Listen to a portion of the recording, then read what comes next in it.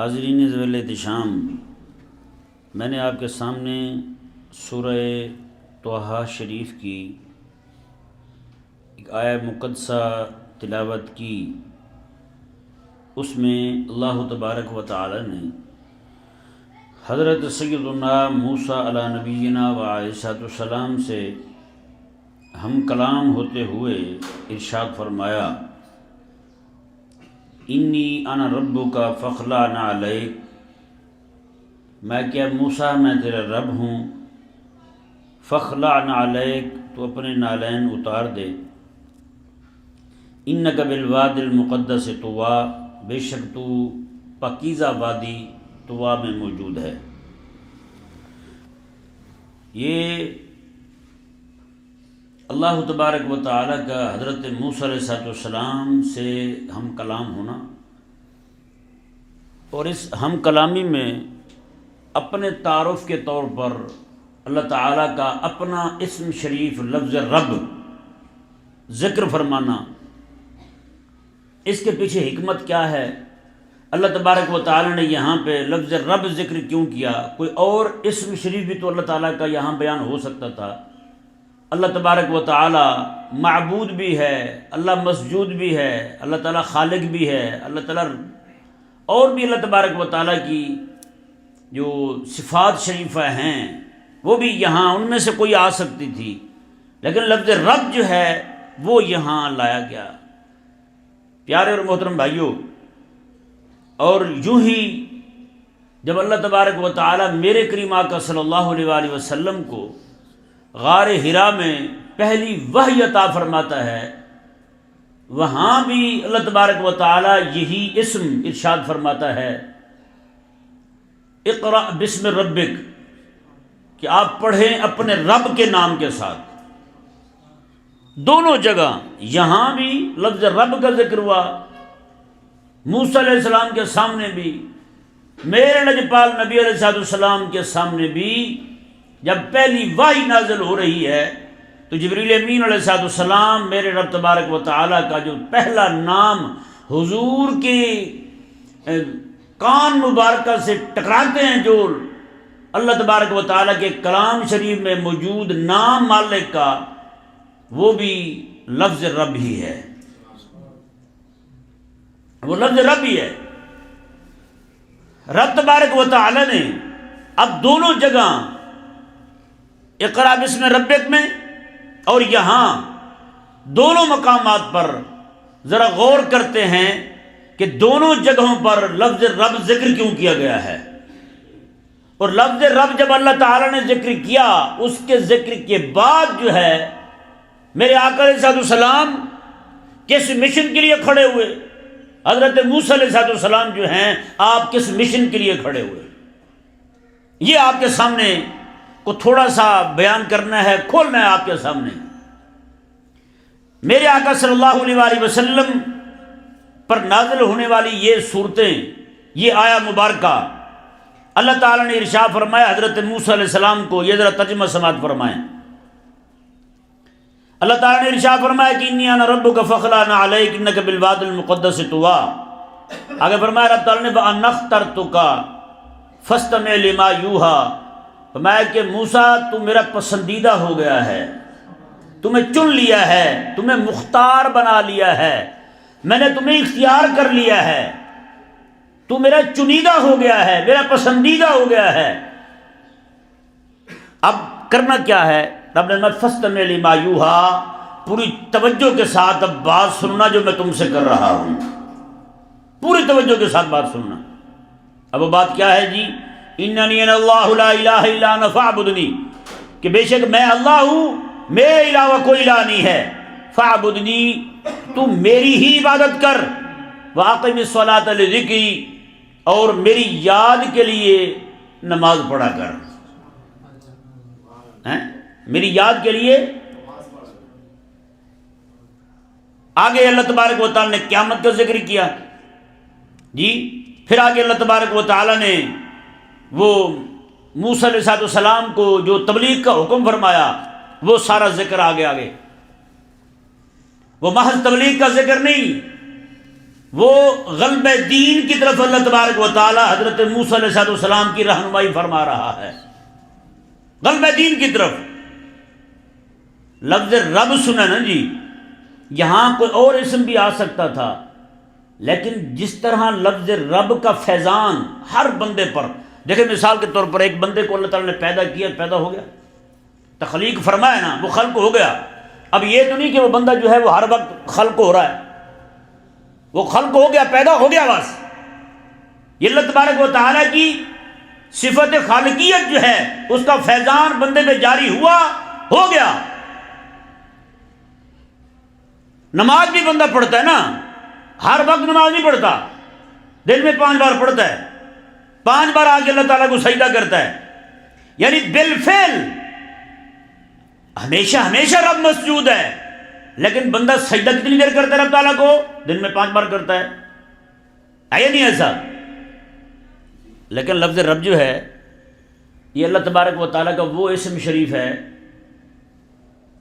سانس کا پہنچنا نا بندے کے اندر، یہ بھی اللہ تبارک و تعالیٰ کے اسم رب جو ہے اسی کا فیضان ہے، اسم رب کا فیضان ہے۔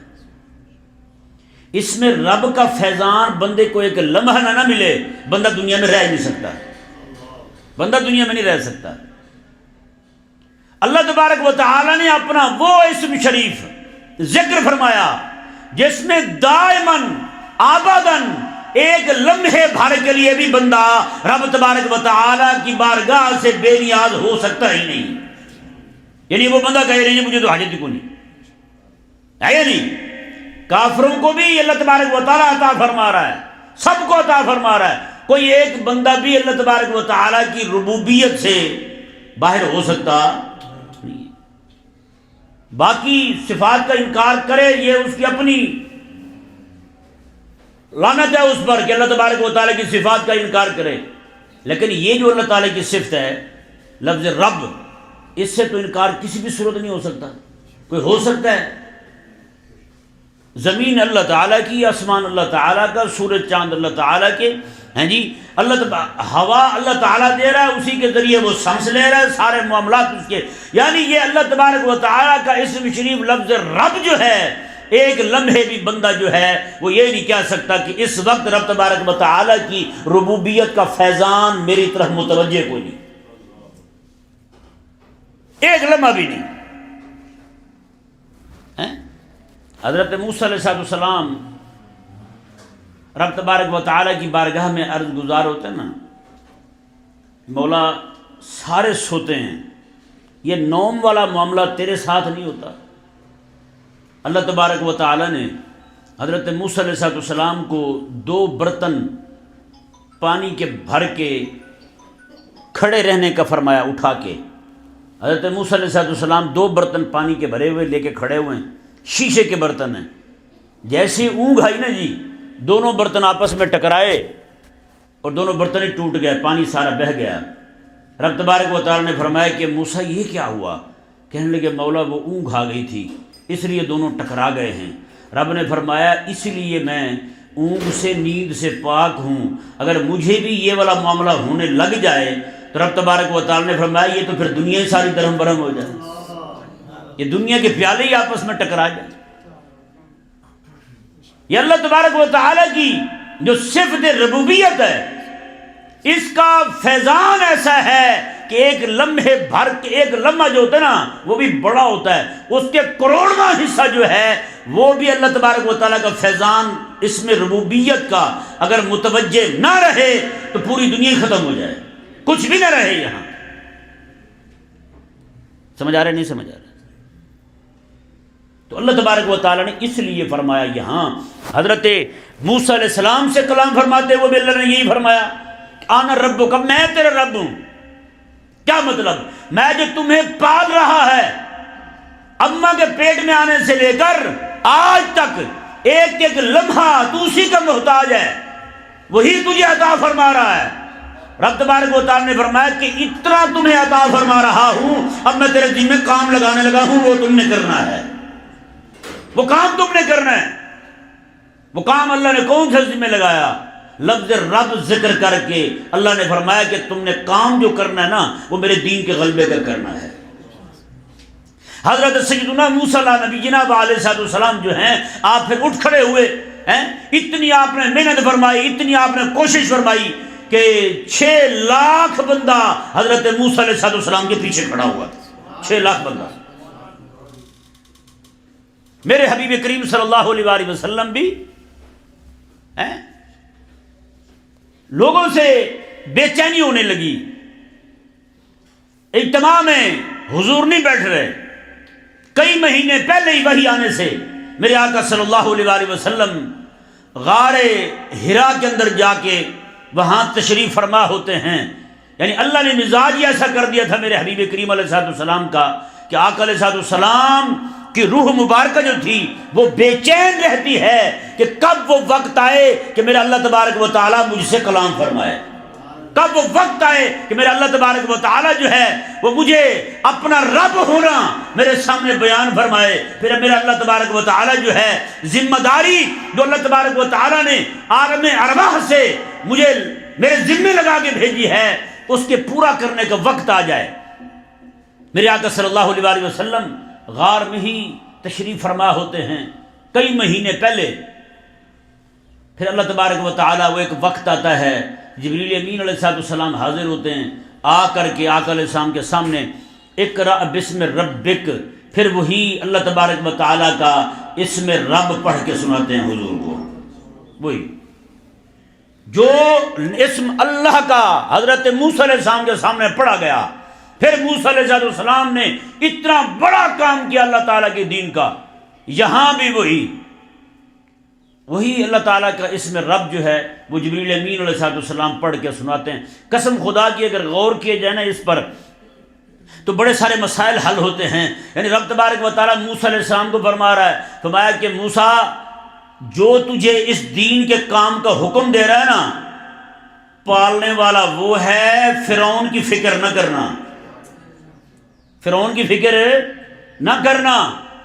وہی اللہ تبارک و تعالی نے وہی منہج، وہی انداز میرے آقا صلی اللہ علیہ وآلہ وسلم کے ساتھ یہاں بھی اقرا بسم ربک، اللہ تعالیٰ کا اسم رب جو ہے وہی ذکر کیا جا رہا ہے، اور میرے کریم آقا صلی اللہ علیہ وآلہ وسلم کو بتایا جا رہا ہے، حضور کا توکل رب کی ذات پر بڑھایا جا رہا ہے۔ میرے آقا علیہ السلام کا الثقہ باللہ کا جو فیضان تھا رب تعالیٰ کی طرف سے وہ جاری کیا جا رہا ہے۔ میرے آقا علیہ السلام کا اعتماد اللہ تبارک و تعالیٰ کی ذات پر مزید بڑھایا جا رہا ہے، اور کیسے بڑھایا جا رہا ہے؟ اللہ فرماتا ہے اقرا بسم ربک، میں محبوب پیارے اپنے رب کے نام کو پڑھیں ہیں۔ میرے آقا علیہ السلام تو پہلے بھی نمازیں پڑھتے تھے، اللہ کی بارگاہ میں تو پہلے ہی جھکتے تھے آقا علیہ السلام۔ میرے آقا علیہ السلام نے تو اللہ کے علاوہ کسی کو الہ مانا ہی نہیں تھا کبھی۔ پھر اللہ تبارک و تعالیٰ جو یہاں فرما رہا ہے، یہاں یہ بھی ہو سکتا ہے کہ اللہ تعالیٰ حضور کا اعتماد بڑھا رہا ہو، یہ بھی ہو سکتا ہے کہ مصطفیٰ کریم علیہ السلام کی امت جو قیامت تک آئے گی وہ جب قرآن پڑھنے لگیں گے کسی کے ذہن میں یہ آئے کہ قرآن پڑھیں گے تو روٹی کہاں سے کھائیں گے، اللہ تعالیٰ پہلی وحی نازل فرما کے اس میں رب ذکر فرما رہا ہے، فرمایا کہ جب کافروں کو روٹی دیتا ہوں تمہیں کیوں نہیں دوں گا؟ یہاں کو بندہ سیٹھ کا ملازم بن جائے نا، لوگ سمجھتے ہیں یار فلاں سیٹھ کا ملازم بن گیا ہے، گھر کے حالات ٹھیک ہو جائیں گے، روٹی معاملہ ٹھیک ہو جائیں گے، لیکن لوگ ایسے احمق ہیں جس کو دیکھتے ہیں یہ رب کا ملازم بن گیا ہے، کہتے ہیں یہ بھوکا مر جائے گا۔ اس سے بڑھ کر احمق پن اور پاگل پن کیا ہوگا بھائی؟ اللہ اکبر کبیرہ۔ رب تبارک و تعالی نے وہی فرمایا اقرا بسم ربک، فرمایا کہ حبیب پیارے آپ اپنے رب کے نام سے پڑھیں۔ اب ذرا غور کرتے ہیں جی، یہ محض اتنے تک نہیں ہے، آگے دیکھیں ذرا۔ میرے کریم آقا صلی اللہ علیہ وآلہ وسلم کی امت میرے آقا علیہ السلام کے زمانہ اقدس سے لے کر آج تک جو بھی بندہ نماز پڑھتا ہے، بتائیں الحمدللہ رب پڑھے بغیر رکوع میں چلا جاتا ہے؟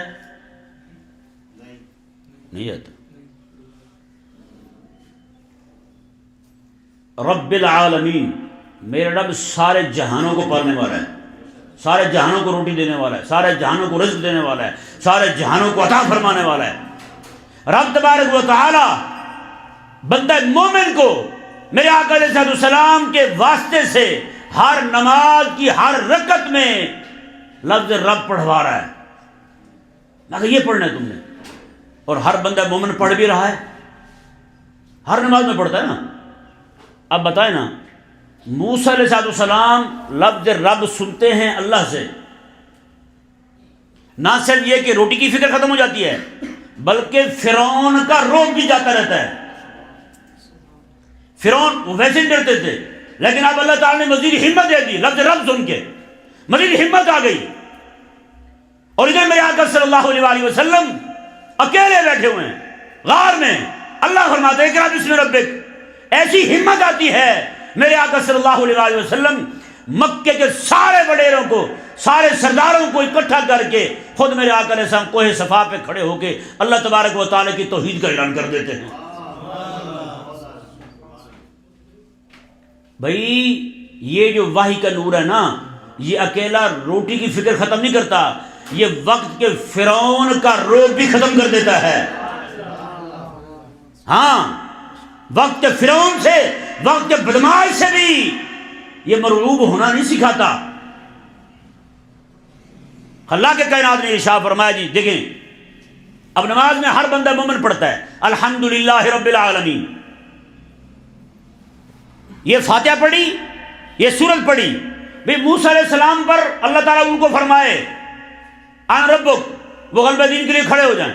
میرے آقا علیہ السلام کو رب تعالیٰ فرمائے اقرأ بسم ربک, حضور غلبہ دین کے لیے کھڑے ہو جائیں. اور مومن روز 5 بار 5 وقت نمازوں میں, اتنی 17 فرضوں میں, اس کے بعد سنتوں میں, اس کے بعد نفلوں میں, اس کے بعد تہجد میں, اس کے بعد اشراق چاشت و بین میں کھڑے ہو کے الحمدللہ رب العالمین پڑھ رہا ہے. تو کیا خیال ہے موسیٰ علیہ السلام کے سامنے ایک بار لفظ رب کا ذکر ہو, غلبہ دین کے لیے کھڑے ہو جائیں. میرے آقا علیہ السلام کے سامنے اللہ تعالیٰ کا نام اس میں رب ذکر ہو, حضور غلبہ دین کے لیے کھڑے ہو جائیں. اور بندہ مومن جو ہے روزانہ اتنی نمازوں میں اللہ تعالیٰ کا نام لفظ رب پڑھتا رہے, غلبہ دین کی طرف تیار ہی نہ ہو.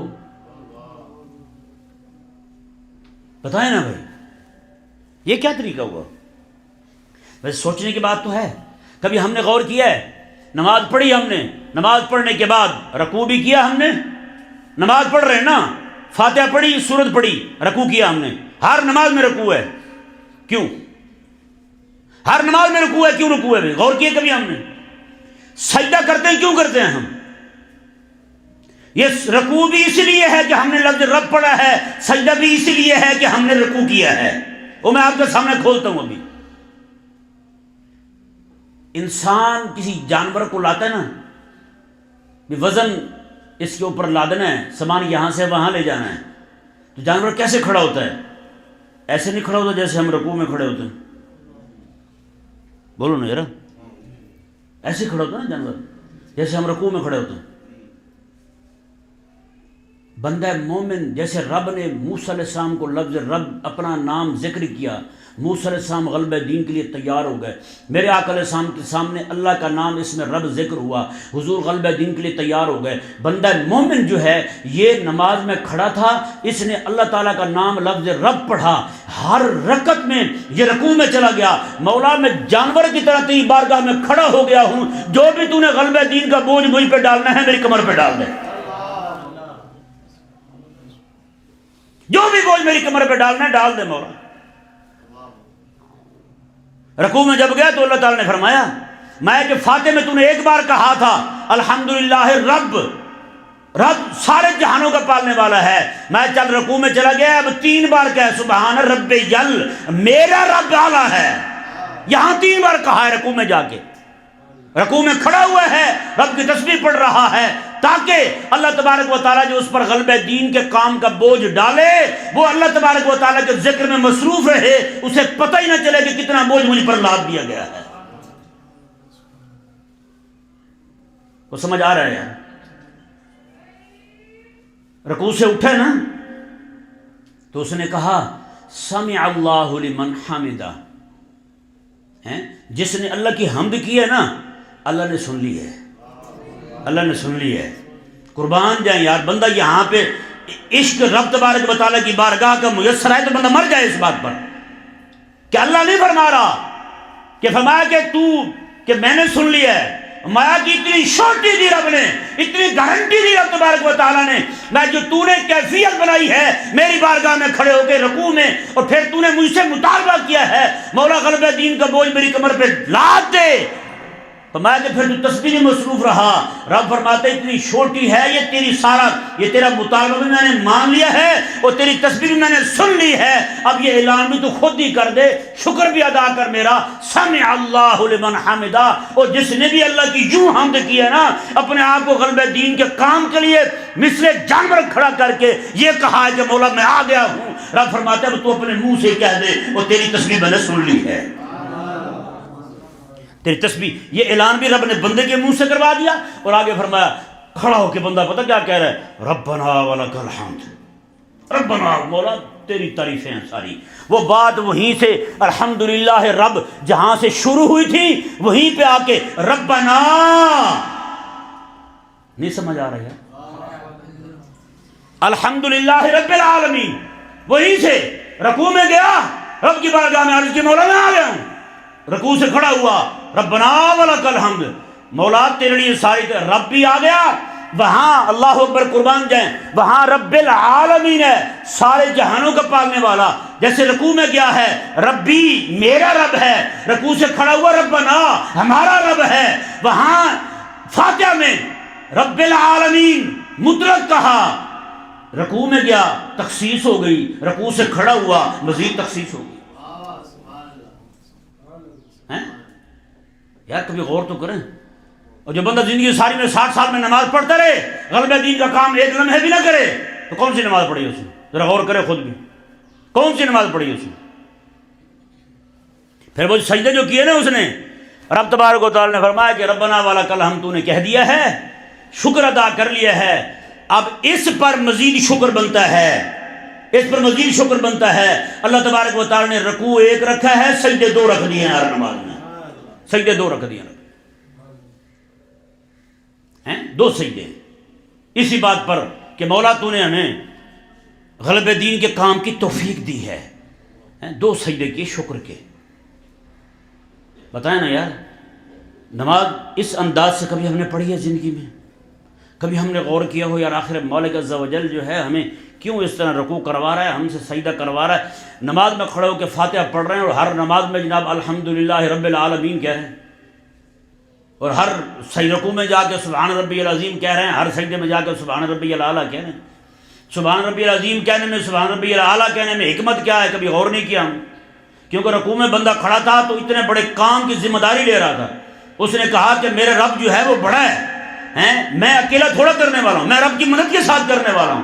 سجدے میں گیا تب بھی یہی اللہ تبارک و تعالی نے اسے دلاسا دیا, پریشان نہ ہو, تیرے ذمہ صرف قدم باہر اٹھانا ہے, آگے مدد میں کروں گا, کام کیسے کرنا ہے کیسے نہیں کرنا رب تبارک و تعالی نے فرمایا وہ میں تجھے تعلیم فرماؤں گا.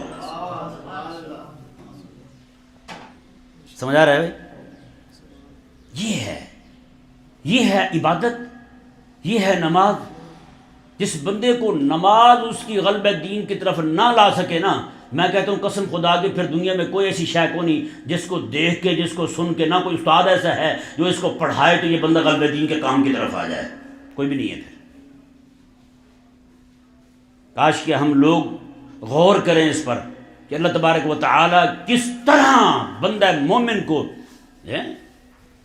موسیٰ علیہ السلام کو رب ایک بار فرمائے تو 6 لاکھ بندے پیچھے کھڑے کر لیں, حضور کو رب ایک بار فرمائے بسم ربک تو حضور 1.25 لاکھ صحابہ کی جماعت پیچھے کھڑی کر لیں.